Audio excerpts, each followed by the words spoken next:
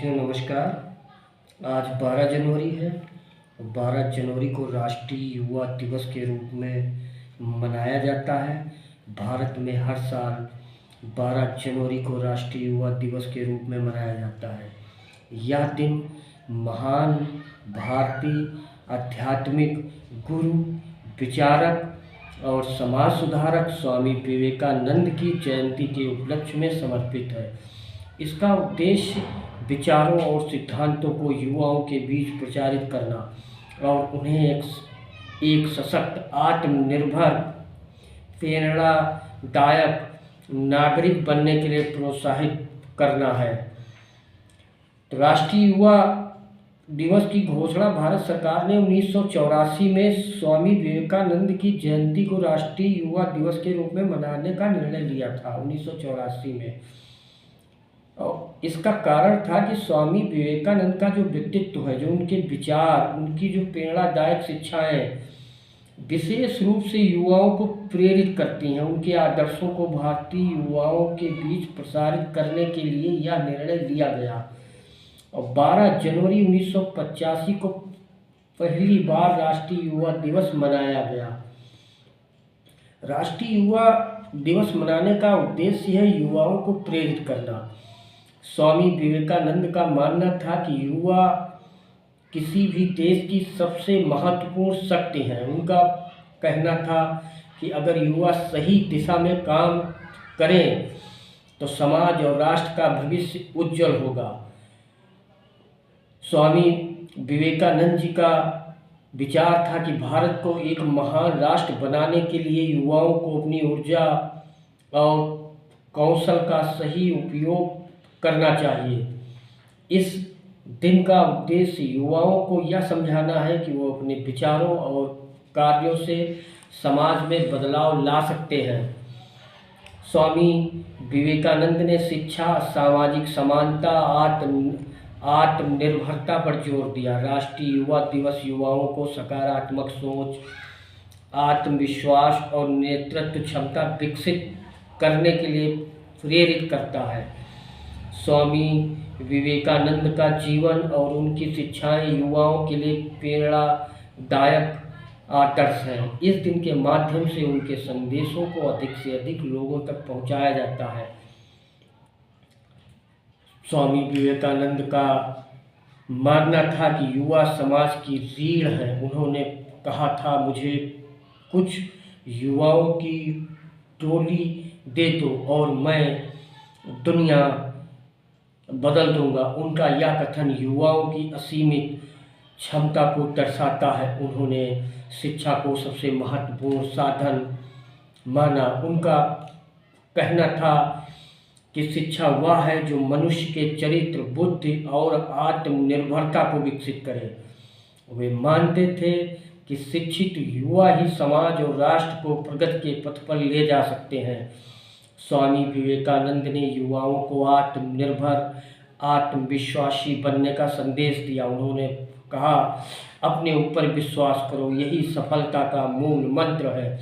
उन्होंने युवाओं को समाज की सेवा और दूसरों के प्रति सहानुभूति रखने की शिक्षा दी। उनका कहना था, जब तक आप दूसरों के लिए जीने का उद्देश्य नहीं रखते तब तक आपका जीवन व्यर्थ है। स्कूलों, कॉलेजों, विश्वविद्यालयों में इस दिन सेमिनार, भाषण प्रतियोगिता, निबंध लेखन और चर्चा आयोजित करके राष्ट्रीय युवा दिवस मनाया जाता है। स्वामी विवेकानंद के विचारों का प्रचार प्रसार किया जाता है। सरकारी, गैर सरकारी संगठन युवा महोत्सव, मैराथन, कार्यशालाएं और सांस्कृतिक कार्यक्रम आयोजित करते हैं। युवाओं को समाज सेवा, पर्यावरण संरक्षण, विभिन्न सामाजिक मुद्दों पर जागरूक किया जाता है। स्वामी विवेकानंद की शिक्षाओं की आज भी प्रासंगिकता है और आगे भी रहेगी। स्वामी विवेकानंद के विचार आज भी युवाओं के लिए प्रासंगिक है। वे कहते थे, युवाओं को अपनी शक्ति पहचाननी चाहिए और समाज तथा राष्ट्र की प्रगति के लिए काम करना चाहिए। उनका कहना था, युवा किसी भी बाधा को पार कर सकते हैं। वे सकारात्मकता के प्रतीक थे। उन्होंने धर्म को मानव सेवा से जोड़ा और युवाओं को धर्म के वास्तविक अर्थ को समझने का आग्रह किया। स्वामी विवेकानंद का ही कथन है, उठो, जागो और जब तक नहीं रुको जब तक लक्ष्य प्राप्त न हो जाए। स्वामी विवेकानंद ने कहा था, अपने आप को कमज़ोर मत समझो, तुम असीमित शक्ति के मालिक हो। स्वामी जी ने कहा था कि एक विचार को अपने जीवन का लक्ष्य बनाओ और उसे अपने मन, मस्तिष्क और मांसपेशियों में ढाल लो। यही सफलता का मार्ग है। आज जब भारत युवाओं का देश है, लगभग 65% आबादी 35 वर्ष से कम है, तो यह दिवस और अधिक महत्वपूर्ण हो जाता है। यह दिन युवाओं को उनके अधिकार और कर्तव्य समझाने का अवसर देता है। उन्हें स्वामी विवेकानंद के जीवन से प्रेरणा लेने का मार्ग दिखाता है। युवाओं को एक बेहतर समाज और राष्ट्र निर्माण में भाग लेने के लिए प्रोत्साहित करता है आज का दिन। तो 12 जनवरी को राष्ट्रीय युवा दिवस के रूप में मनाने का उद्देश्य स्वामी विवेकानंद के विचारों को युवाओं के बीच पहुंचाना, उनके जीवन से प्रेरणा लेकर राष्ट्र निर्माण में योगदान देना है। यह दिन हर युवा को याद दिलाता है कि उसके पास न केवल अपने भविष्य को बल्कि पूरे समाज और देश के भविष्य को बदलने की शक्ति है। तो ये तो हुई जो है युवा दिवस पे बात। अब हम बात करेंगे स्वामी विवेकानंद के जीवन पर। इनका जन्म कब हुआ, इनके गुरु कौन थे, इनके माता पिता का नाम क्या था, इन सब चीज़ों को हम आज जो है जानेंगे। तो शुरू करते हैं स्वामी विवेकानंद का जीवन परिचय। देखिए, यदि कोई व्यक्ति यह समझता है कि वह दूसरे धर्मों का विनाश कर अपने धर्म की विजय कर लेगा, तो बंधुओं, उसकी यह आशा कभी भी पूरी नहीं होने वाली। सभी धर्म हमारे अपने हैं। इस भाव से उन्हें अपनाकर ही हम अपना और संपूर्ण मानव जाति का विकास कर पाएंगे। यदि भविष्य में कोई ऐसा धर्म उत्पन्न हुआ जिसे संपूर्ण विश्व का धर्म कहा जाएगा, तो वह अनंत और निर्बाध होगा। वह धर्म ना तो हिंदू होगा, न मुसलमान होगा, न बौद्ध होगा, न ईसाई अपत्य। वह इन सबके मिलन और सामंजस्य से पैदा होगा। ये ही वो शब्द हैं जिन्होंने विश्व मंच पर भारत की सिरमौर छवि को प्रस्तुत किया और संसार को यह मानने को विवश कर दिया कि भारत वास्तव में विश्व गुरु है। ये शब्द हमारे स्वामी विवेकानंद जी ने कहे थे 11 सितंबर 1893 को शिकागो, अमेरिका में आयोजित विश्व धर्म सभा के मंच पर। अब अगर स्वामी विवेकानंद के जन्म की बात करें तो स्वामी विवेकानंद का जन्म 12 जनवरी 1863 को कोलकाता में हुआ था। इनके पिता का नाम विश्वनाथ दत्त और माता का नाम भुवनेश्वरी देवी था। इनके बचपन का नाम नरेंद्र था। घर का वातावरण अत्यंत ही धार्मिक था। इनके पिता एक प्रसिद्ध वकील थे और इनकी जो माँ थी वो धार्मिक विचारों वाली महिला थी। और नरेंद्र बचपन से ही मेधावी और जिज्ञासु थे। वे तर्क शक्ति और गहन अध्ययन में रुचि रखते थे। उनके व्यक्तित्व में दो धाराएं स्पष्ट थी, आध्यात्मिकता और तर्कशीलता। उन्होंने अपने प्रारंभिक जीवन में विज्ञान, संगीत, विभिन्न भाषाओं का अध्ययन किया। बाल्यावस्था से ही नरेंद्र की स्मरण शक्ति असाधारण थी। धार्मिकता और वैज्ञानिक सोच का अद्भुत मेल उनके व्यक्तित्व में दिखता था। वे शारीरिक बल के महत्व को समझते थे और व्यायाम खेलकूद में भी रुचि लेते थे। तो इनके घर का जो वातावरण था अत्यंत धार्मिक था। दोपहर में सारे परिवार की स्त्रियां इकट्ठा होती और कथा वार्ता कहती। नरेंद्र शांत होकर बड़े चाव से इन कथाओं को सुनते। बचपन में ही नरेंद्र ने रामायण महाभारत के अनेक प्रसंग तथा भजन कीर्तन कंठस्थ कर लिए थे। नरेंद्र की प्राथमिक शिक्षा घर पर ही हुई। इसके उपरांत वे विभिन्न स्थानों पर शिक्षा प्राप्त करने गए। कुश्ती, बॉक्सिंग, दौड़, घुड़दौड़, व्यायाम, तैराकी उनके शौक थे। उनका स्वास्थ्य बहुत अच्छा था। सुंदर व आकर्षक व्यक्तित्व के कारण लोग उन्हें मंत्र मुग्ध होकर देखते रह जाते। घर पर पिता की विचारशील पुरुषों से चर्चा होती। नरेंद्र उस चर्चा में भाग लेते और अपने विचारों में विद्वत मंडली को आश्चर्यचकित कर देते। उन्होंने बीए तक शिक्षा प्राप्त की। इस समय तक उन्होंने पाश्चात्य संस्कृति का विस्तृत अध्ययन कर लिया था। दार्शनिक विचारों के अध्ययन से उनके मन में सत्य को जानने की इच्छा जागने लगी। कुछ समय पश्चात नरेंद्र ने अनुभव किया कि उन्हें बिना योग्य गुरु के सही मार्गदर्शन नहीं मिल सकता, क्योंकि जहाँ एक ओर उनमें आध्यात्मिकता के प्रति जन्मजात रुझान था, वहीं उतना ही प्रखर बुद्धियुक्त उनका तार्किक स्वभाव था। तो ऐसी परिस्थिति में वो ब्रह्म समाज की ओर आकर्षित हुए। लेकिन नरेंद्र नाथ का प्रश्न था कि क्या ईश्वर का अस्तित्व है। तो इस प्रश्न के समाधान के लिए वे अनेक व्यक्तियों से मिले, किंतु समाधान जो है न पा सके। इसी बीच उनको एक जानकारी हुई कि कोलकाता के समीप दक्षिणेश्वर में एक जो है तेजस्वी साधु जो है निवास करते हैं। तो अपने चचेरे भाई से भी नरेंद्र ने इस साधु के बारे में पहले से सुन रखा था। तो वे मिलने चल दिए। अब वे साधु थे स्वामी रामकृष्ण परमहंस। तो जब नरेंद्र जी वहाँ पहुँचे तो नरेंद्र ने उनसे पूछा कि महानुभाव क्या आपने ईश्वर को देखा है। तो उनका उत्तर, साधु ने उत्तर दिया, हाँ मैंने देखा है, ठीक ऐसे ही जैसे तुम्हें देख रहा हूँ, बल्कि तुमसे भी अधिक स्पष्ट और प्रगाढ़ रूप में मैंने देखा है। तो नरेंद्र इस उत्तर पर मौन रह गए और उन्होंने मन ही मन सोचा, चलो कोई तो ऐसा मिला जो अपनी अनुभूति के आधार पर ये कह सकता है कि ईश्वर का अस्तित्व है। तो इनका संशय दूर हो गया, नरेंद्र नाथ का संशय दूर हो गया।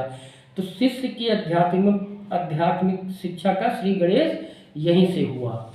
नरेंद्र की आध्यात्मिकता शिक्षा का श्री गणेश यहीं से हुआ। तो स्वामी रामकृष्ण परमहंस ने इस उद्विग्न, चंचल और हठी युवक में ये जान लिया था कि ये भावी युग परिवर्तक है। अपने संदेह वाहक को इन्होंने पहचान लिया। इसीलिए उन्होंने टिप्पणी भी की। टिप्पणी ये की कि नरेंद्र, उन्होंने कहा था नरेंद्र यानी नरेंद्र एक दिन संसार को आमूल झकझोर डालेगा। तो वही हुआ। आगे चल के जो उन्होंने बोला था, उन्होंने पूरे संसार को एक रास्ता दिखाया, पूरे युवाओं को एक रास्ता दिखाया, पूरे विश्व को एक रास्ता दिखाया। तो गुरु रामकृष्ण ने अपने असीम धैर्य द्वारा इस नवयुवक भक्त की क्रांतिकारी भावना का समन कर दिया और उनके प्यार ने नरेंद्र को जीत लिया। नरेंद्र ने भी गुरु को उसी प्रकार भरपूर प्यार और श्रद्धा दी। तो अपनी महासमाधि से 3-4 दिन पूर्व श्री रामकृष्ण परमहंस ने अपनी सारी शक्तियां नरेंद्र को दे डाली और कहा कि मेरी इस शक्ति से जो तुम में संचारित कर दी है, तुम्हारे द्वारा बड़े बड़े कार्य होंगे। उसके बाद तुम वहाँ चले जाओगे जहाँ से आए हो। तो स्वामी रामकृष्ण परमहंस की मृत्यु हो गई। तो मृत्यु के पश्चात जो है नरेंद्र परिवारजक के वेश में मठ छोड़कर निकल पड़े। तो उन्होंने जो है नरेंद्र ने संपूर्ण भारत में घूम घूम कर रामकृष्ण के विचारों को फैलाना प्रारंभ कर दिया। वे भारतीय जनता से मिलते, उनके सुख दुख बांटते, दलितों शोषितों के प्रति के मन में विशेष करुणा का भाव था। यह समाचार पढ़कर कोलकाता में उन्होंने एक दिन एक समाचार पढ़ा कि कोलकाता में एक आदमी भूख से मर गया, तो काफ़ी दुखी हुए। दुखी मन से ये बोले, मेरा देश मेरा देश, और छाती पीटते हुए खुद से जो है क्वेश्चन किया कि धर्मात्मा कहे जाने वाले हम सन्यासियों ने जनता के लिए क्या किया। ये क्वेश्चन खुद से किया। तो इसी समय उन्होंने अपना पहला एक नियम बना लिया, कर्तव्य बना लिया कि दरिद्र जन की सेवा करना है और उनका उद्धार करना है। तो रो कर बोले वो, उनका मतलब द्रवित हो गया कंठ, एक मतलब स्वर जो निकला वो पीड़ा से निकला। और बोले क्या, ये बोले कि यदि दरिद्र पीड़ित मनुष्य की सेवा के लिए मुझे बार बार जन्म लेकर हजारों यातनाएं भी भोगनी पड़ी तो मैं भोगूंगा, ये वो बोले। तो फिर क्या हुआ, स्वामी जी ने अपने जीवन के कुछ उद्देश्य निर्धारित किए और सबसे बड़ा जो इनका कार्य था धर्म की पुनर्स्थापना का था। तो उस समय क्या था कि भारत ही नहीं संपूर्ण विश्व में जो है बुद्धिवादियों की धर्म से श्रद्धा उठती जा रही थी। तो अतः आवश्यक था कि धर्म की ऐसी व्याख्या प्रस्तुत की जाए जो मानव जीवन को सुखमय बना सके। एक तो ये काम था। दूसरा इनका कार्य था हिंदू धर्म और संस्कृति पर हिंदुओं की श्रद्धा जमाए रखना, जो उस समय चूंकि यूरोप के प्रभाव में आते जा रहे थे काफ़ी लोग। तो ये इनका दूसरा काम था कि हिंदू धर्म और जो संस्कृति है अपनी, तो उस पर हिंदुओं की श्रद्धा जो है बनी रहे, जो है यूरोप के प्रभाव में अपना कल्चर ना आए, लोग ना आए। हालांकि तीसरा जो इनका काम था ये था कि भारतीयों को उनकी संस्कृति, इतिहास और आध्यात्मिक परंपराओं का योग्य उत्तराधिकारी बनाना। यानी जो भारत की संस्कृति है, जो भारत का इतिहास है, जो भारत का अध्यात्म है, उनकी जो परंपराएं हैं, जो रीति रिवाज है, जो रहन सहन है, तो वो जो है भारतीय लोग जाने समझें उनको।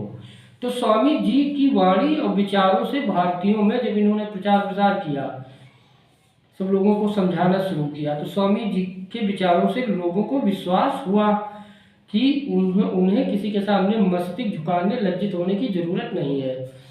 तो हुआ क्या, लगभग सब सारी चीजें सही से चलती रहीं। तो स्वामी जी पूरे 3 साल तक स्वामी जी ने संपूर्ण भारत का भ्रमण किया और सामने लोगों से मिले, लोगों से बात की, तो इससे उनको प्रत्यक्ष ज्ञान प्राप्त हुआ। तो इस अवधि में वो स्वामी जी ज़्यादातर पैदल ही चले। तो उन्होंने देश की जो अवनति थी उसके कारण भी उन्होंने जाने, उस पर चिंतन भी किया, मनन भी किया और उन साधनों पर भी विचार किया कि जिनसे देश का पुनः उत्थान हो सके। तो ये हुआ। अब आगे क्या हुआ कि एक बड़ी अच्छी घटना हुई 1893 में। हुआ ये कि शिकागो अमेरिका में है, तो वहाँ पे संपूर्ण विश्व के धर्माचार्यों का सम्मेलन होना था। तो स्वामी जी के मन में ये भाव जागृत हुआ कि वो भी सम्मेलन में जाएं। तो खेतरी नरेश जो कि उनके शिष्य थे, खेतरी नरेश स्वामी जी के शिष्य थे, तो खेतरी नरेश जो कि उनके शिष्य थे ने स्वामी जी की इस भावना की पूर्ति में सहयोग किया। और खेतरी नरेश के प्रस्ताव पर उन्होंने अपना नाम भी विवेकानंद धारण किया। अब उनका नाम विवेकानंद हो गया। खेतरी नरेश इनके शिष्य थे। तो जितनी भी बाधाएं थी वो सारी बाधाओं को पार करके स्वामी जी सम्मेलन में सम्मिलित हुए और निश्चित समय पर धर्म सभा का कार्य जो है प्रारंभ हुआ। विशाल भवन था, हजारों नर नारी श्रोता वहाँ उपस्थित थे और सभी वक्ता। अब अच्छा वहाँ ये भी था कि जितने भी वक्ता आए थे सब अपना भाषण लिख कर लाए थे, जबकि स्वामी जी ने ऐसी कोई तैयारी जो है बिल्कुल नहीं की थी। तो धर्म सभा में स्वामी जी को सबसे अंत में बोलने का अवसर दिया गया, क्योंकि स्वामी जी का वहाँ कोई समर्थक नहीं था, ना कोई उनको पहचानता था। तो स्वामी जी ने ज्यों ही श्रोताओं को संबोधित किया, अब इनके संबोधन वाले शब्द क्या थे स्वामी जी के, स्वामी जी ने ज्यों ही श्रोताओं को संबोधित किया, अमेरिका वासी बहनों और भाइयों, अब सोचिए, जब इन्होंने कहा अमेरिका वासी बहनों और भाइयों, त्यों ही सारा सभा भवन तालियों की गड़गड़ाहट से गूंज उठा। बहुत देर तक तालियां बजती रहीं। अच्छा, इनके पहले के सभी जो वक्ता थे उन्होंने अपने संबोधन में क्या कहा था? अमेरिका वासी पुरुष और महिला, महिला और पुरुष, अमेरिका वासी महिलाओं और एवं पुरुषों। तो स्वामी जी के अपनत्व भरे संबोधन, इनका अपनत्व कि भाई बहन और भाइयों, तो स्वामी जी के अपनत्व भरे संबोधन ने सभी श्रोताओं का हृदय जीत लिया। जितने लोग बैठे थे सबका मन जीत लिया। अब वहां पे तालियां थमने का नाम ही न ले हो। अब जब तालियां जब थमी तो स्वामी जी ने अपना व्याख्यान शुरू किया, प्रारंभ किया। तो अन्य सभी वक्ताओं ने जहां जहां अपने धर्म और ईश्वर की श्रेष्ठता सिद्ध करने की कोशिश की, अपना ये हमारा ये ईश्वर ये, तो वहीं पर स्वामी जी ने क्या कहा? स्वामी विवेकानंद ने सभी धर्मों को एकाकार करते हुए घोषणा की, लड़ो नहीं साथ चलो, लड़ो नहीं साथ चलो, खंडन नहीं मिलो, विग्रह नहीं समन्वय और शांति के पथ पे बढ़ो। तो इस भाषण से स्वामी जी की ख्याति संपूर्ण विश्व में फैल गई। अमेरिका के जो पत्र थे, जाने माने उस समय के जो पत्र थे, एक पत्र था दैनिक हेराल्ड, उन्होंने लिखा कि शिकागो धर्म सभा में विवेकानंद ही सर्वश्रेष्ठ व्याख्याता है। एक और अखबार था प्रेस ऑफ अमेरिका, तो उसने लिखा उनकी वाणी में जादू है, यानी विवेकानंद जी की वाणी में जादू है, उनके शब्द हृदय पर गंभीरता से अंकित हो जाते हैं। सोचिए इतना बड़ा मतलब पूरा। तो अब क्या हुआ? अच्छा, स्वामी जी की विदेश यात्रा के उद्देश्य भी कई थे, इसीलिए वो गए थे, इसीलिए उनका मन हुआ था जाने का। एक तो वे भारतवासियों के इस अंधविश्वास को भी तोड़ना चाहते थे कि समुद्र यात्रा पाप है। उस समय एक अंधविश्वास बना था कि समुद्र यात्रा करना जो है पाप है। अब विदेशियों के हाथ का अन्न जल ग्रहण करने से धर्म भ्रष्ट हो जाता। तो ये भी उनका एक मकसद था कि अंधविश्वास को तोड़ा। और दूसरा एक और था कि भारत में अंग्रेजी प्रभाव वाले लोगों को भी वो दिखाना चाहते थे कि भारतवासी भले ही अपनी संस्कृति का आदर करें या न करें, पश्चिम के लोग जरूर उससे प्रभावित हो सकते हैं, और हुए। अब शिकागो सम्मेलन के बाद जनता के विशेष अनुरोध पर शिकागो जब सम्मेलन हो गया, समाप्त हो गया, तो जनता ने विशेष अनुरोध स्वामी जी से किया कि आप अमेरिका में रहो। तो जनता के विशेष अनुरोध पर स्वामी जी 3 साल तक अमेरिका, 3 वर्ष अमेरिका और इंग्लैंड में रहे। तो इस समयावधि में या इस अवधि में जो उन्होंने भाषण, वक्तव्य, लेख, वाद विवादों के द्वारा उन्होंने भारतीय विचारधारा को पूरे यूरोप में फैला दिया। जो अमेरिका, यूरोप में रहे 3 साल, तो इस समय में जो भारतीय विचारधारा थी उस तो उन्होंने अपने भाषणों, वक्तव्य, लेखों, वाद विवादों के द्वारा पूरे यूरोप में फैला दिया। और विदेश यात्रा में उन्हें सबसे अच्छे जो है मधुर मित्र भी मिले। सबसे अच्छे मित्र के रूप में उनको जे गुडविन, सेवियर दंपति और मार्गरेट नोबल मिले, जिन्होंने उनके कार्य विचारों को हर जगह फैलाया।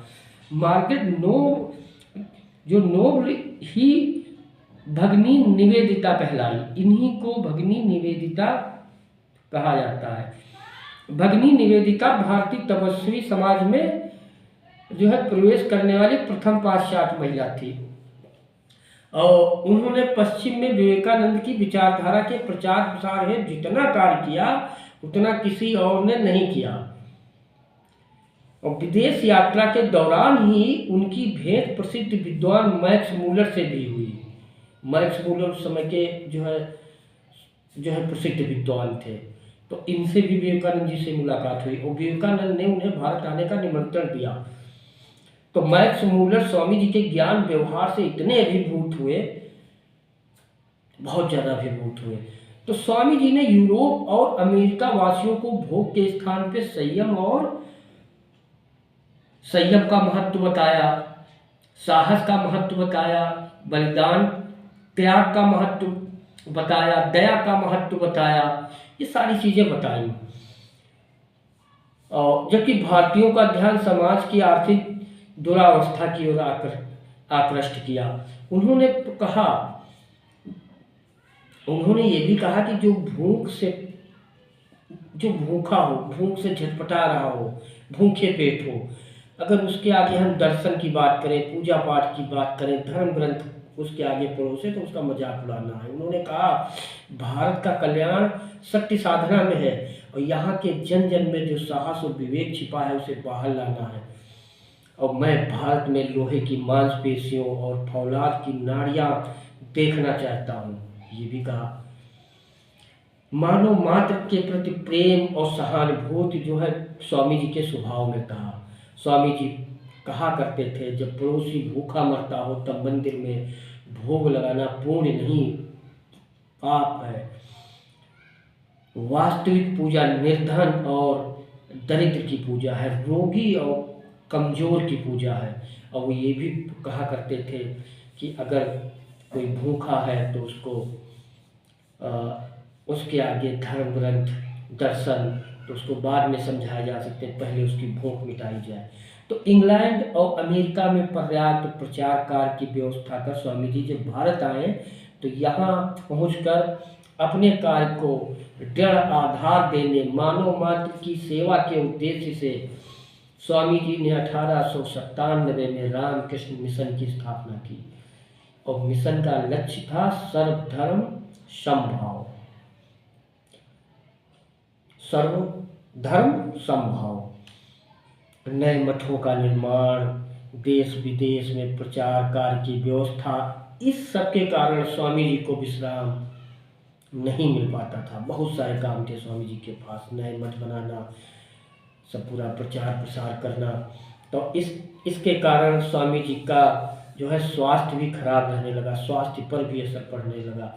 हालांकि चिकित्सकों के सुझाव पर वे स्थान परिवर्तन कर जब चिकित्सक से मिले, दिखाया तो उन्होंने ये कहा कि आप थोड़ा जगह बदल लीजिए। तो स्वामी जी जगह बदल कर दार्जिलिंग चले गए। पर तभी एक जो है कोलकाता में एक जो है महामारी फैल गई। उस महामारी का नाम था प्लेग। तो उन्हें जब ये सूचना मिली कि महामारी फैली है तो वो लोगों की सेवा के लिए परेशान हो उठे और फिर वो कोलकाता लौट आए और लोगों की सेवा का कार्य शुरू कर दिया। स्वामी जी के हृदय में नारियों के प्रति असीम उदारता का भाव था। वे कहते थे, स्वामी जी कहा करते थे कि जो जाति नारी का सम्मान करना नहीं जानती वह ना तो अतीत में उन्नत कर सकी ना आगे कर सकी। तो ऐसे थे स्वामी जी, ऐसे महान विचार थे, महान सोच थी। लेकिन 4 जुलाई सन 1902 ईस्वी को वे प्रातः काल से ही अत्यंत प्रफुल्ल दिख रहे थे। यानी प्रफुल्ल का मतलब है अत्यंत प्रसन्नचित्त दिख रहे थे। जल्दी उठे, यानी ब्रह्म मुहूर्त में उठे, पूजा की, शिष्यों के बीच बैठकर रुचिपूर्वक भोजन किया, छात्रों को संस्कृत भी पढ़ाई। फिर एक शिष्य के साथ वो बेलूर मार्ग पर लगभग 2 मील चले और भविष्य की योजना समझाई। शाम हो गई। सन्यासी बंधुओं से स्नेह में वार्तालाप किया और राष्ट्रों के अभ्युदय और पतन का प्रसंग उठाते हुए कहा, यदि भारत समाज संघर्ष में पड़ा तो नष्ट हो जाएगा। यानी समाज संघर्ष आपस में जाति धर्म को लेकर संघर्ष। तो 7 बजे मठ में आरती के लिए घंटी बजी। स्वामी जी 7 बजे मठ में आरती के लिए घंटी बजी तो वे अपने कमरे में चले गए और गंगा की ओर देखने लगे। जो शिष्य साथ था उसे बाहर भेजते हुए कहा कि मेरे ध्यान में विघ्न नहीं होना चाहिए। एक शिष्य इनके साथ गया था तो उसको जो है बाहर भेज दिया, बोला। और स्वामी जी ने कहा कि मैं जो है ध्यान पे बैठने जा रहा हूँ तो मेरे ध्यान में विघ्न नहीं होना चाहिए। तो 45 मिनट बाद फिर स्वामी जी ने शिष्य को बुलाया और कहा कि सारी जितनी खिड़कियां हैं सब खिड़कियां खोल दो। उसने सारी खिड़कियां खोल दी और भूमि पर स्वामी जी बाईं करवट चुपचाप लेटे रहे, ध्यान मग्न जो है प्रतीत होते थे। तो घंटे पहर बाद एक गहरा स्वामी जी ने निश्वास छोड़ा और फिर चिरमौन छा गया। तो एक गुरु भाई ने कहा, जो वहाँ पे थे कि उनके नथनों, मुंह, आँखों में थोड़ा रक्त आ गया। दिखता था कि वो समाज में थे। तो इस समय उनकी अवस्था 39 वर्ष की थी। तो अगले दिन संघर्ष, त्याग और तपस्या का प्रतीक हुआ। महापुरुष सन्यासी गुरु भाई शिष्यों के कंधों पर जय जयकार की धुन के साथ चिता की ओर जा रहा था। वातावरण में जैसे ये शब्द भी गूंज रहे थे कि शरीर को एक दिन जाना ही है, फिर आलसियों की भांति क्यों जिया जाए। जंग लगकर मरने की अपेक्षा कुछ करके मरना अच्छा है। तो उठो, जागो और अपने अंतिम लक्ष्य की पूर्ति हेतु तो अपने कर्म में लग जाओ। तो स्वामी विवेकानंद जी के बारे में आपने जाना। तो इनकी जो विचारधारा है, एक चीज़ और उनका शामिल करेंगे, समाज सेवा। तो इन्होंने देखिए अनाथालय, स्कूल और प्राकृतिक आपदाओं के लिए काम किया, नारी शिक्षा सशक्तिकरण पे काम किया। और इनकी विचारधारा थी ईश्वर प्रत्येक प्राणी में है। उन्होंने कर्म योग यानी कर्म को पूजा का रूप बताया। और वे भारतीय संस्कृति के संरक्षक, पुनर्जागरण के प्रवर्तक थे। तो साहित्यिक की बात करें तो स्वामी जी की कृतियां योग के रहस्य, राजयोग, ज्ञान योग आज भी प्रेरणादायक है। तो 4 जुलाई को इनका निधन हुआ था। उस समय इनकी उम्र थी 39 वर्ष। और स्वामी जी के विचार, उनके कार्य आज भी प्रेरणा स्रोत है। इसीलिए भारत सरकार ने उनके जन्मदिन को राष्ट्रीय युवा दिवस के रूप में घोषित किया। बस।